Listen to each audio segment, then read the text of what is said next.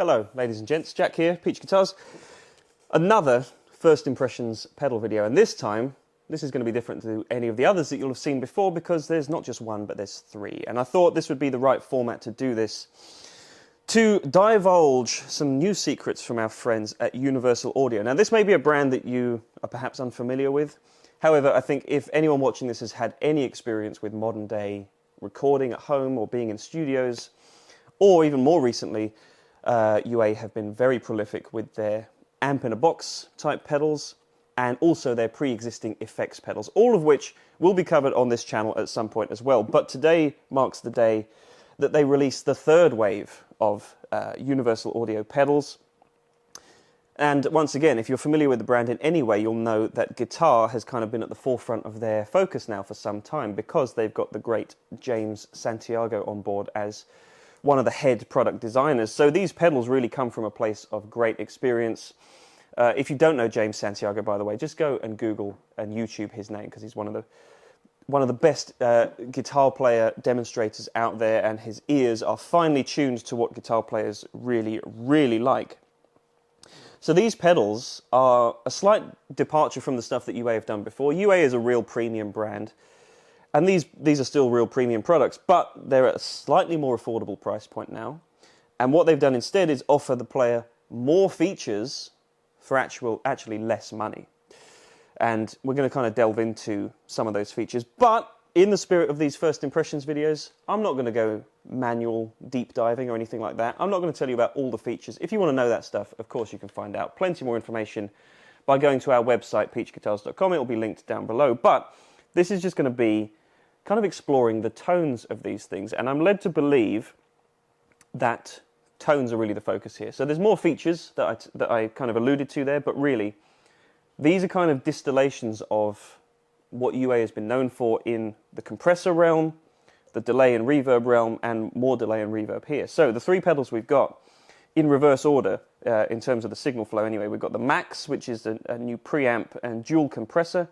We've got the Galaxy 74 Tape Echo and Reverb, which is kind of a Space Echo, Roland Space Echo in a box.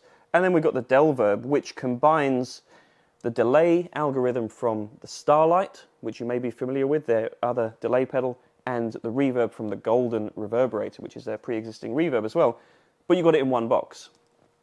So quite an interesting three-pedal selection, I think, but there's obviously some good reasons behind why each of the three exist. You'll have heard a little bit there at the start of the Galaxy doing its thing. Now this one to me, we'll talk about, I'm going to go just in signal chain order, but this one to me is the character pedal. So I'm going to enjoy talking about that. But let's start with the Max preamp and dual compressor. And if you want to jump forward to check out any individual pedal, there'll be timestamps right here for you to do so. And of course, YouTube will do its thing and lay them out neatly below as well. So you can just jump forward if you want to check out a particular pedal, but we're just going to go with the flow. I'm going to start with the Max, and we're going to run through the rest. Signal chain today, by the way, is this gorgeous Dealer Select Classic S, playing through the Dr. Z Z28 Mark II, completely dry. So I'll give you a taste of the dry signal, and then we're going to delve into the Max preamp and dual compressor. Here's the dry tone.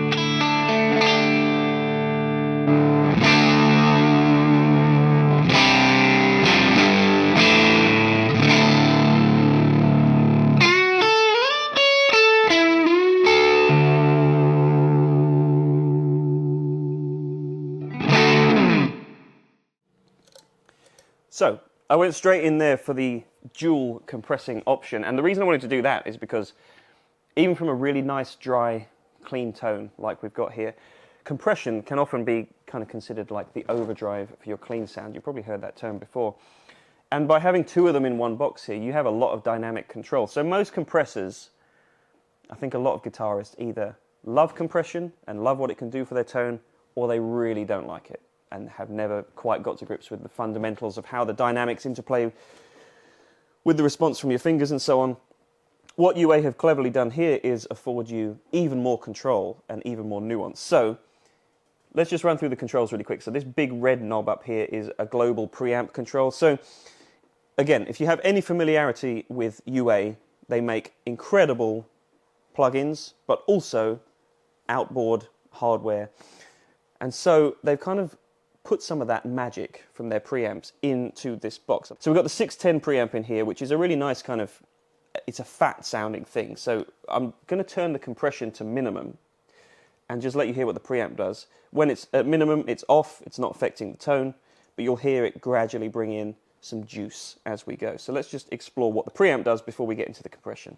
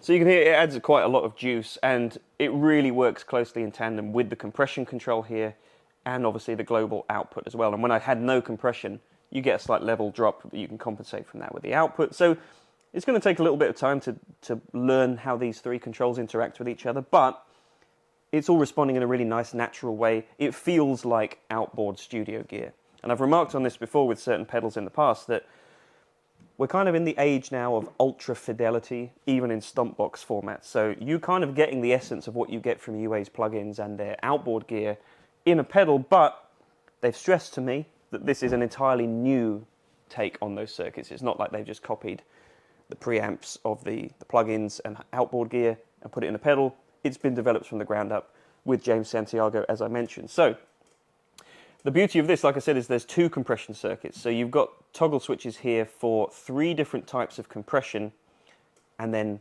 times 2, because you've got 2 different compression circuits. So you have the option to switch between the settings for compression 1 and compression 2 with this toggle switch. And then you've got the 3 different types here. So what you'll have heard so far is the 1176, which, as far as I'm aware, and I'm no producer or anything like that, but that's always the compressor to me that guitarists gravitate to, because it just feels the most natural. You've also got the LA2A, which is a bit of a fatter kind of compression, and then you've got Dyna, which I presume relates to the Dyna comp, so more of a way more squishy kind of more traditional guitar-centric compression.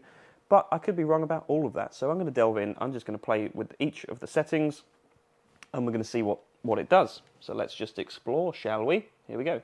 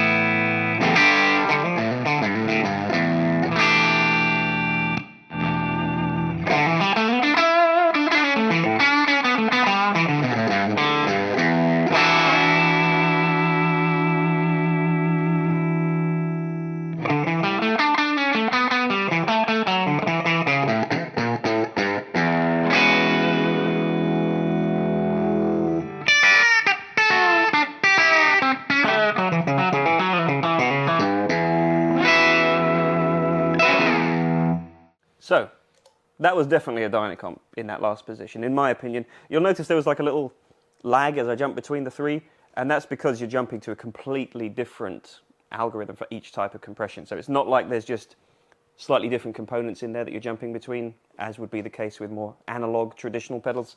It's completely different circuits each time. And I think what I suggested kind of rang true. The LA2A sounded a little fatter than the 1176, and the Dyna sounded a little squishier than either of the two before it. So if you have a guitar player's mentality like I do, you can understand this quite quickly.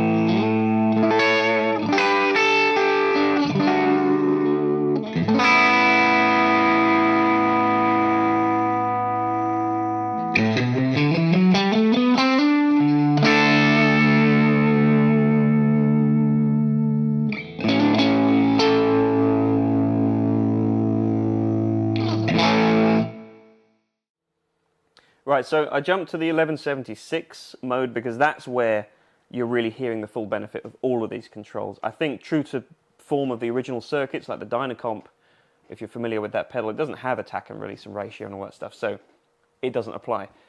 The LA2A, I think, similarly doesn't have an attack control, so the 1176 is really where you're hearing the benefit of all of these controls. The one that really screams out the most to me is the ratios. That's where, like, that term overdrive for your clean signal really rings true, because check this out.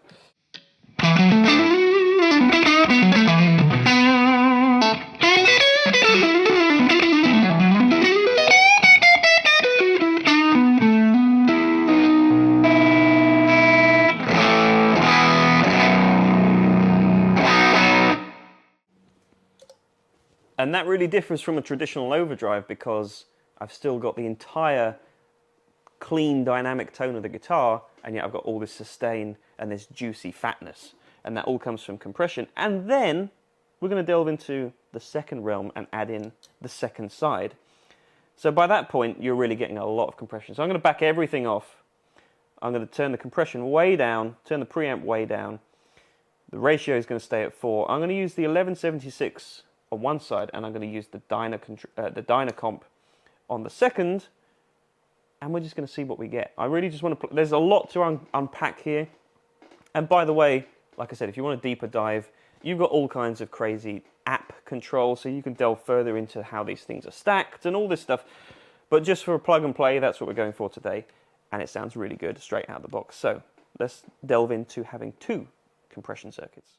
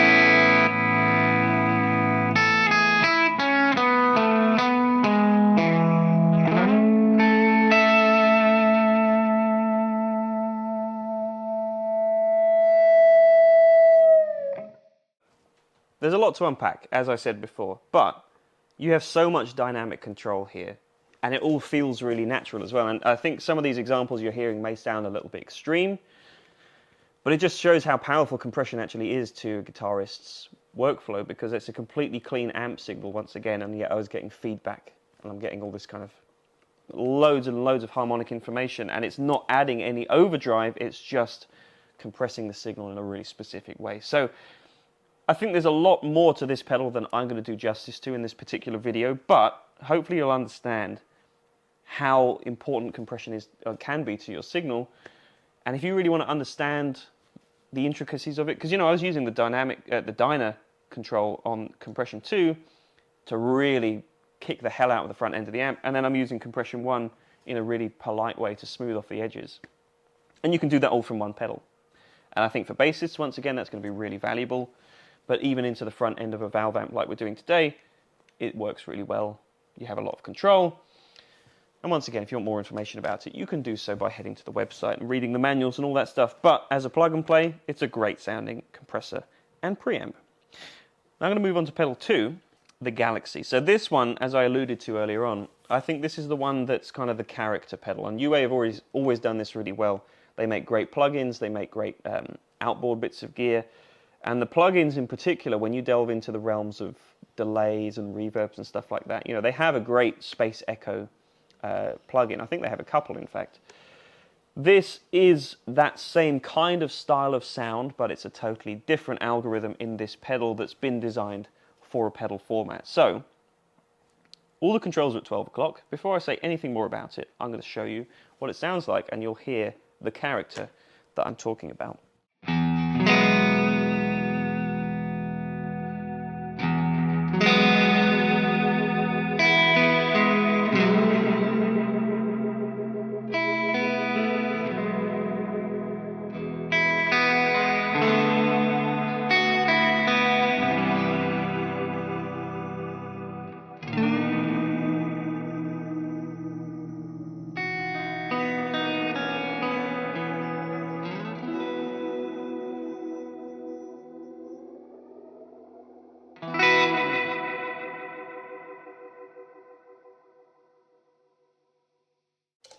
So, I haven't changed anything from stock. I've got all three of the different heads on. So if you're familiar with the Space Echo original Roland unit, it was a multi-head echo. So you had a lot of different repeats happening at once, and they're affected rhythmically by the heads that you choose to select. So it's not like a traditional guitar delay where you just have a set time of delay. Of course, you do have a delay rate, which I was playing with a little bit there. And you've got the typical delay control. So you've got feedback, which controls the number of repeats. But then you've got individual echo volume. You've got individual reverb volume, because those original units had a spring tank in them. You've got a dwell control for the reverb. And then you go even further by having stuff like an input volume. So you can saturate your tone just with the delay itself. So similarly to the compression, where you have the ability to kind of invoke some natural overdrive characteristics, you can do that just with the delay if you wanted to. Then you've got all these kind of alternative controls here. So with this toggle switch, you can affect the tape age, the bass and treble EQ curves of the delay. I'll delve into that a little bit, but I just want to explore the fundamental tone of this thing, which I think you'll agree sounds really, really nice, really rich, and it doesn't really get in the way of your playing either. So I'm going to try and do something a little bit more rhythmical. I'm going to turn off some of the heads. Let's just go with head 3 and see what I can come up with.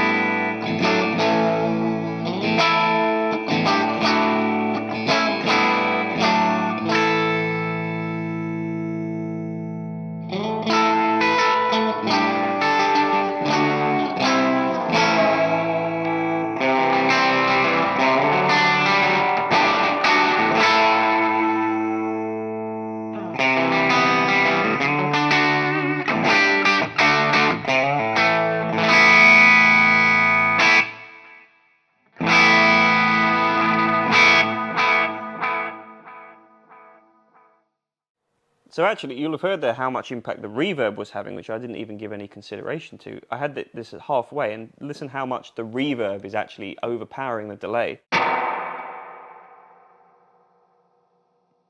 So if, like me, you're a bit of a reverb junkie, that's a really nice sounding spring, and then you've got individual dwell control as well for it.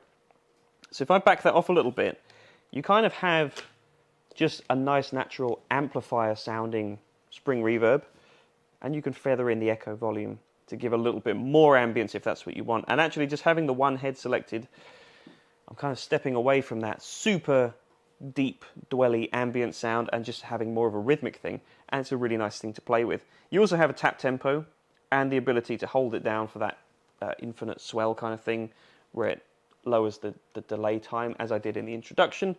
Let's play around with that a little bit more and explore some different delay times too.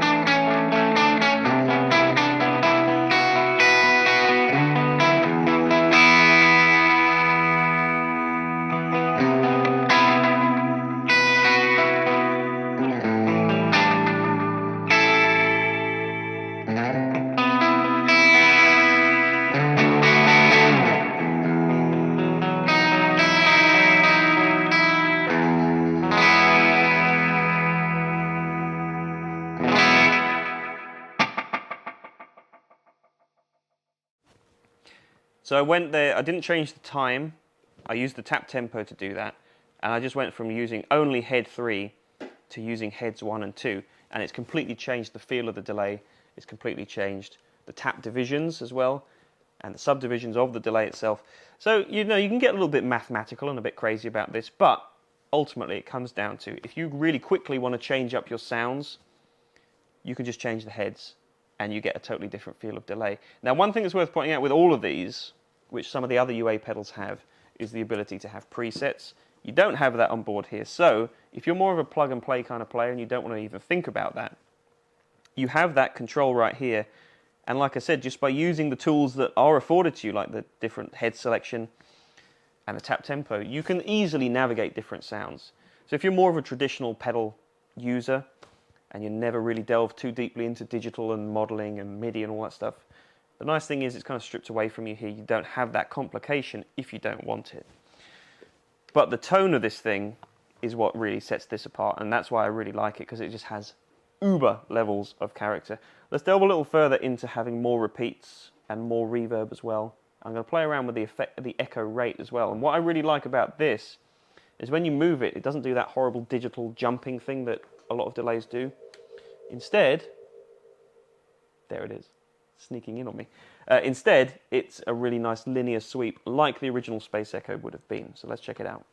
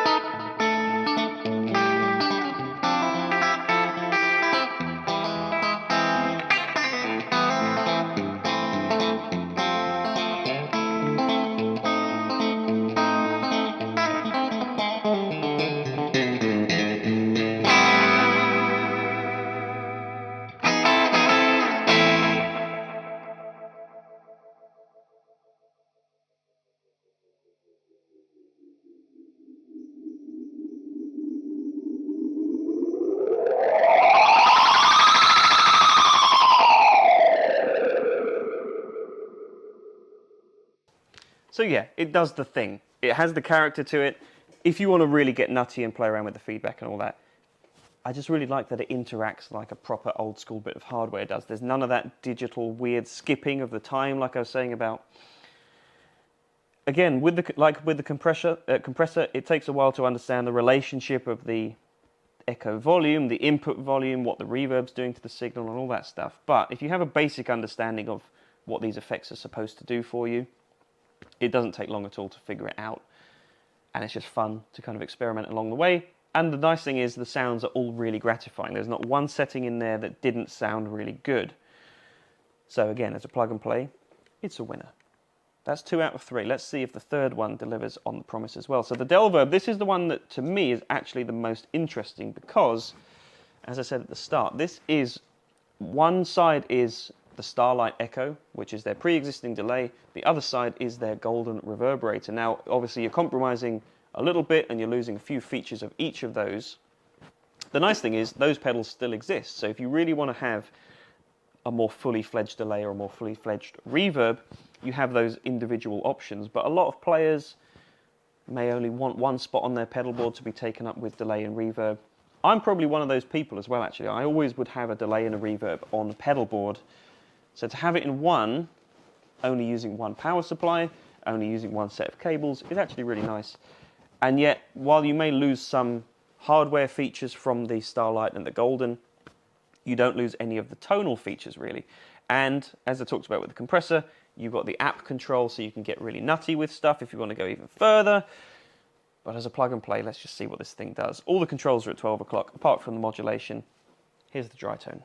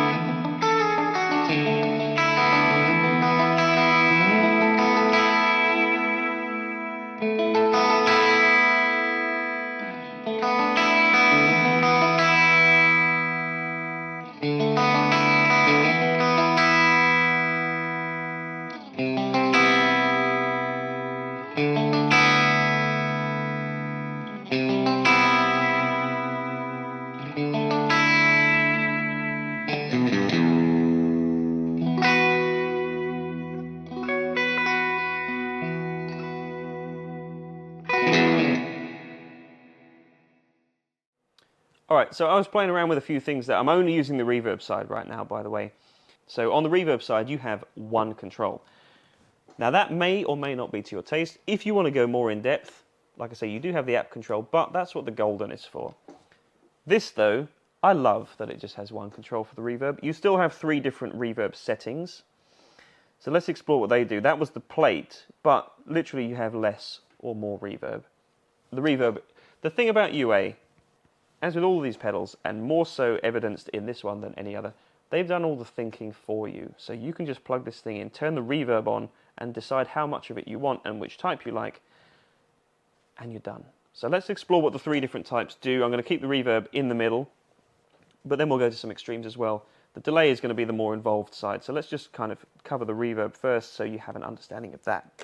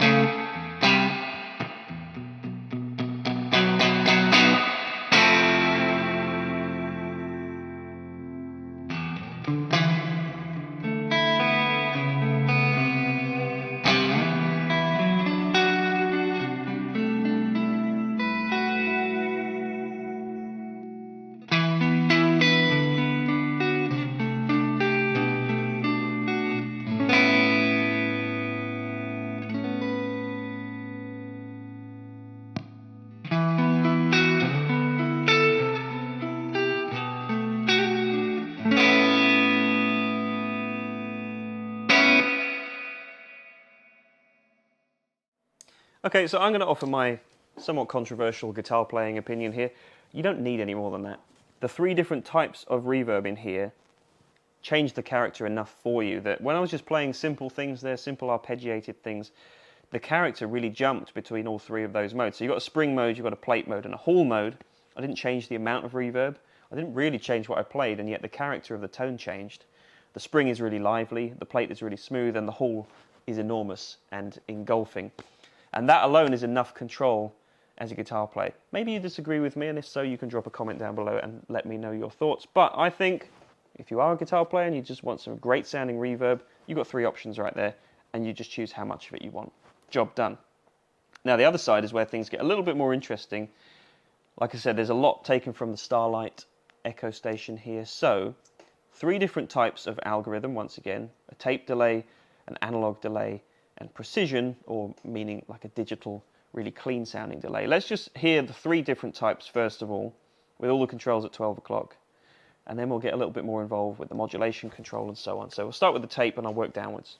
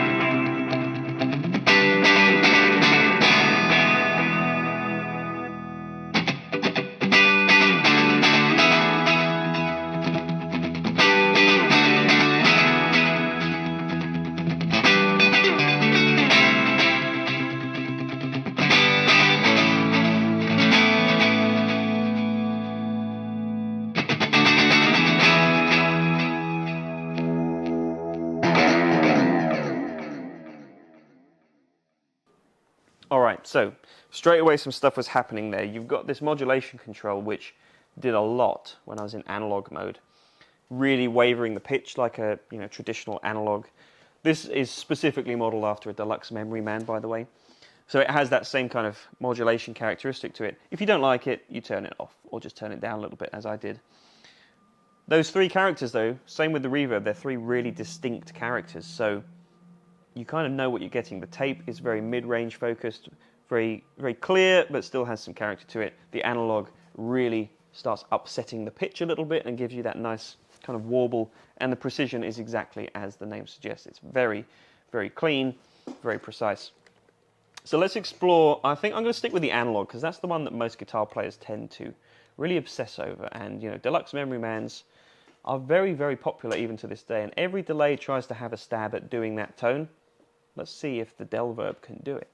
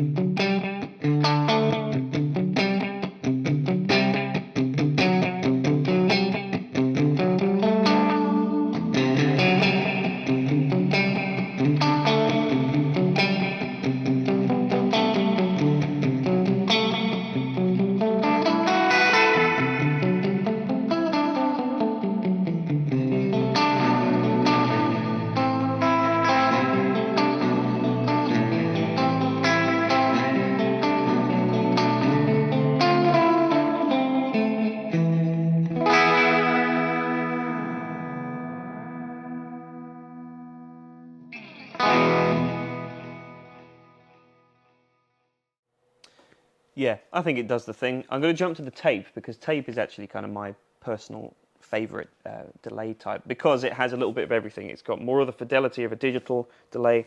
It's got more of the character of an analog delay. It's kind of the sweet spot. And let's explore what the color control does, because that thing on the Starlight is kind of the magic dial, where it just adds in this preampy thing that thickens up the mid-range and makes the delay poke forward and really adds a lot of dynamic from the delay itself. So that's where we're going to explore what the color does. I'm also going to have a bit of the plate verb just for a little bit of succulence. Here we go.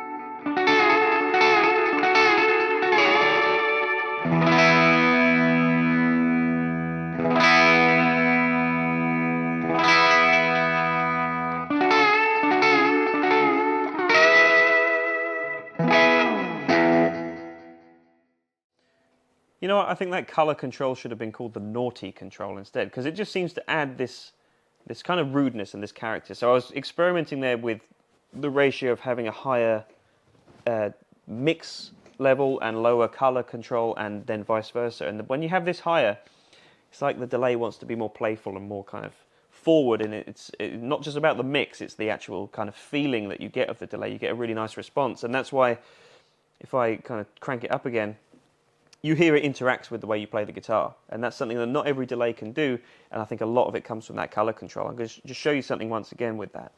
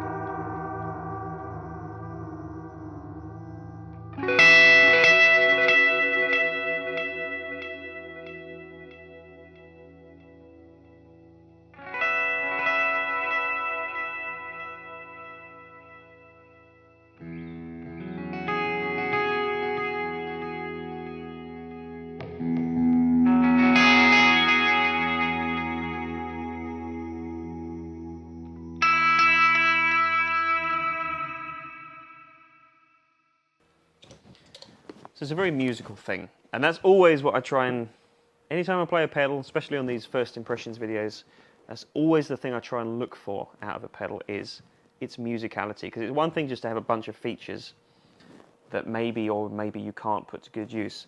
But the thing is, with all three of these, you can just plug straight into them. Yes, there's app control. Yes, there's stereo capability, which we're not doing today.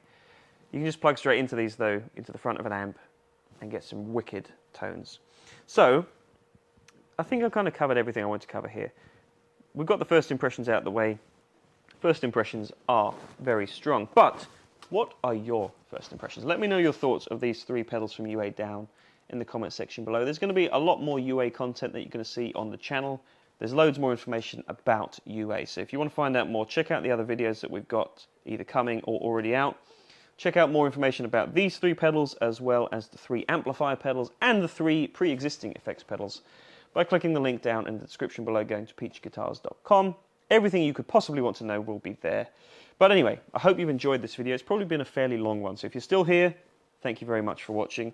Like I said, hopefully all the information you wanted to know is here, but if not, everything else can be found at the website. So, without further ado, I'm going to play you out with the Galaxy. Why not? Thanks very much for watching, folks. Take care. I'll see you next time. Bye-bye.